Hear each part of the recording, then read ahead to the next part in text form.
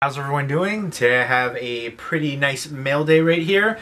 If you've seen any of these movies, definitely let me know what you think of them. There's 6 titles in total, 3 Blu-rays, 3 DVDs. First up from Sony Pictures Classics is The Red Turtle, which is a visually stunning movie. It's no dialogue in the film, although at one point a couple of the people yell hey, or at least it sounds like hey, but I guess it's more a. I did listen to the commentary on this one. And this is directed by Michael Dudok DeWitt. I believe this is his first animated feature film, and this is a partnership with Studio Ghibli as well. The one thing about this, I think it was just, again, very aesthetically appealing, very beautiful, very moving, but it felt like just a really long, short film. A great animation styling as well. It took, I think, years to make this film, and it's basically about a guy who gets... you know, he's shipwrecked essentially, and he's on this secluded island, and he's trying to build this raft to get off of there, and then he sees this red turtle, and I don't want to give too much away. I feel like the more you talk about this one, the more of a detriment is to viewing it blind. I think you should go in blind to it. The less you know, the better. But essentially he gets shipwrecked, he sees a red turtle, and from there it's just dealing with the surroundings and dealing with other things there. And I think it's, again, very beautiful animated film. It's really about visual narration for this one. And I'm going to be talking about this more in depth coming up soon. I'm going to do another review updates where I talk about each film in depth, which I'll be doing this one right here. But I would definitely recommend checking this one out if you're into animated films, silent films essentially too. Again, the animation was incredible for The Red Turtle. And this is one of the films I was looking forward to watching the most from last year. This one, Elle, and then there's a couple other ones that didn't get like really releases around here. There were really limited releases or didn't get any releases in this area at all. So excited to have finally checked that one out. Next up is Gold, which I didn't really hear a ton of people talk about. And this one right here is from Anchor Bay, and I really enjoyed this one way more than I was expecting to. When I saw the trailers for it, I really wasn't that interested. You know, inspired by true events. I don't know how much of it is actually true, but Matthew McConaughey was incredible in his performance. You know, when you first see him, you know, he's balding, he's put on a lot of weight. You kind of think, this is kind of ridiculous, it's going to be weird, but there's not a second on screen that you don't believe that he's that character. And Matthew McConaughey, for a long time, people put him down. He was doing a lot of like rom-coms and just cheesy stuff. Ghosts of Girlfriend's Past. There's like Fool's Gold was another one. A whole bunch of those kind of ones. But he's also done some great performances. And then in the past few years, he's done tons of great stuff. Killer Joe is one that I really loved. Dallas Buyers Club, of course. And this one, too, I think was just a phenomenal performance from him. I did like Edgar Ramirez in here. Bryce Dallas Howard is stunning. There's a few other recognizable people in here for the supporting cast. Corey Stoll was really good. Craig T. Nelson, Stacy Keach, just a bunch of people in here. Everybody played their parts very well. It's basically about a tale right here about this guy, Kenny Wells, who he has a whole family. They were essentially prospectors, and he's just completely down on his luck. He basically pawns everything he owns to get on a plane to meet this guy, Edgar Ramirez, who is known for getting the biggest like copper find. And so he has this dream that there's going to be gold in Indonesia. So he gets him to help him figure out where the gold is, and all the odds are against both of them. And they, you know, ended up finding this big epic score, one of the biggest gold finds in history. And there's more to it than that. There's an interesting twist. My only issue with this was the ending. With what happens there, like I want more of an explanation with that. Like, realistically, what can they do with that? I don't want to get too much into it, but the performance here for Matthew McConaughey is worth checking out for this movie. It's actually a really interesting movie. Again, it's one of those ones where I went into it didn't thinking I was going to be that interested in it, but it just enveloped me from the get-go. And again, Matthew McConaughey blew me away. And I checked out some of the special features on here too, which were a little light. there's the commentary, of course, but then there's deleted sequence, the origins of Gold, locations of Gold, Matthew McConaughey as Kenny Wells. I thought they would go a little bit more in depth with Matthew McConaughey as Kenny Wells and the origins of Gold. Origins of Gold was just basically talking about the screenwriters and the director, how he got involved. And this is directed by Stephen Gaghan, who directed Syria, and he won an Oscar. He was nominated for an Oscar for Syria, and he won an Oscar for, I think it was the best adaptation screenplay, I think, for Traffic. And but yeah, it's just basically him talking about how he got involved with the film and the writers and things like that. And then with Matthew McConaughey as Kenny Wells, that special feature, again, a little bit light. They're just talking about how, you know, he was doing it all, you know, he didn't get any prosthetics done on his stomach. He was just eating milkshakes and cheeseburgers. He said he saw him at like a casino with 2 cheeseburgers and a milkshake at 8 in the morning because he was that dedicated to the craft, which was kind of funny. But again, some nice... the commentary was good, and I do like hearing Bryce Howard talk about how when she was younger, she worked on Ed TV, and she had a big crush on Matthew McConaughey, and she was looking forward to, you know, working with him here. He was going to be the love interest in the film, and she sees him as Kenny Wells, who's, you know, balding and, you know, overweight, and she was kind of like shocked by that. That was entertaining, but a very good film. I would definitely recommend checking out Gold. Definitely surprised me, and then Matthew McConaughey's performance in there, excellent. Next up from Criterion Collection is Dheepan.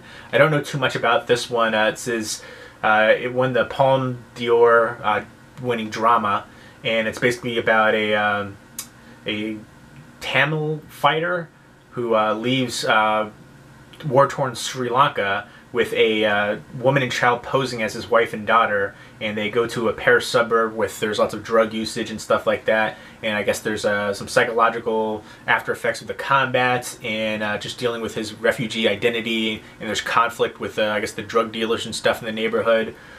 So sounds interesting. It's from 2015. And it's in Tamil and French language with English subtitles. Criterion Collection, one of the best companies out there releasing films, along with Arrow Video. Those are my 2 favorites. Eureka does a great job over in the UK. Again, a little kind of a fold-out, not quite a booklet, but going over the cast and credits and some artwork and stuff like that. There's the disc. No interior artwork, it's just black. A lot of times Criterion does interior artwork, but not this time. But they still do a great release as far as their special features, the transfers, the films that they choose. They've introduced me to a lot of films I never knew about before. Same with Arrow Video, a lot of their Arrow Academy titles, which are now coming to the US, which is awesome.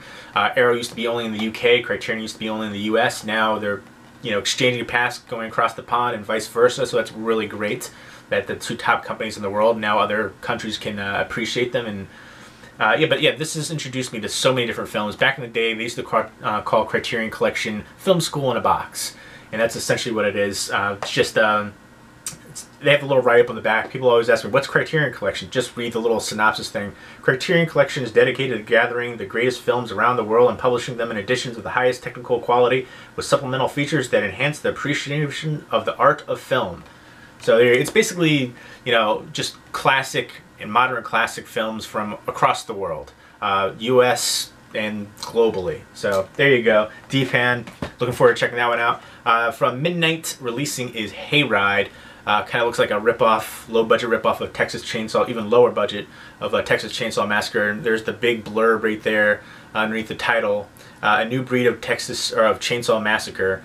Hayride right there. It looks like it's set in southern Alabama, and some college kids are doing a local haunted hayride, and there's a killer there named Pitchfork.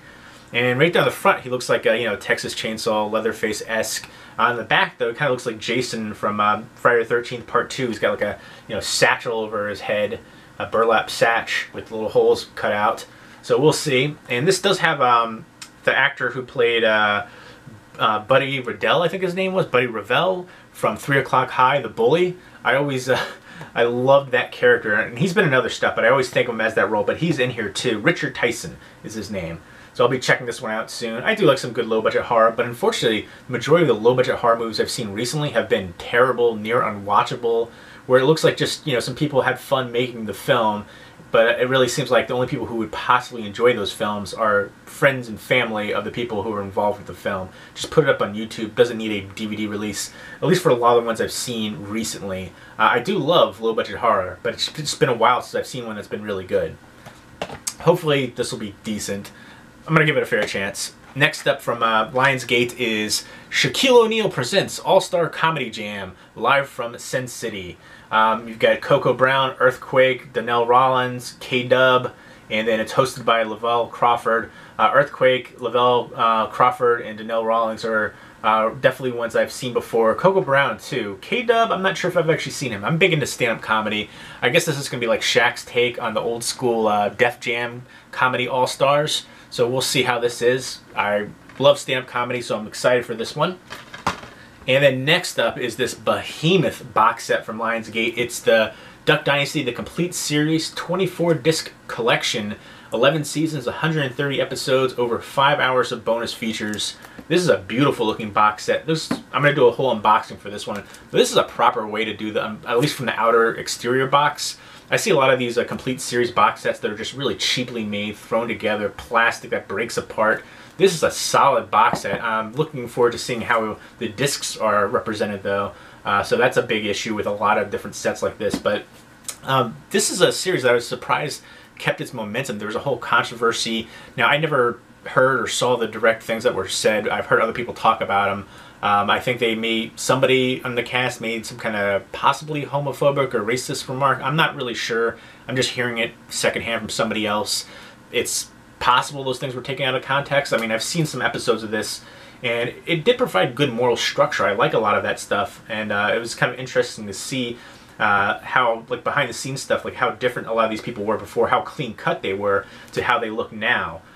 So I guess they're kind of presenting that image, but they do talk about that in some of the stuff. And I saw the wedding special, and I thought that was excellent. That was one of the ones that kind of really hooked me in. And I've seen like episodes here and there, and I have enjoyed what I've seen, but sometimes like the Psy, I kind of don't like his character too much. They kind of overplay the bumbling fool thing. The same thing with Chum-Li in Pawn Stars. I love that one, but his character's a little bit too over the top. I feel like they're doing the same thing with this.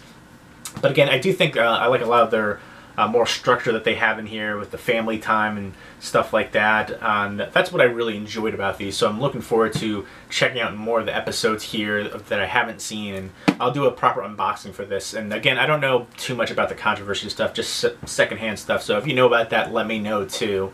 But there we go. Beautiful. I love at least the look to the outer exterior box. Looking forward to checking it all out. And if you've seen any of these movies or TV show, let me know what you think. Leave me a comment or a video response down below. And I hope everybody's doing well. Take care.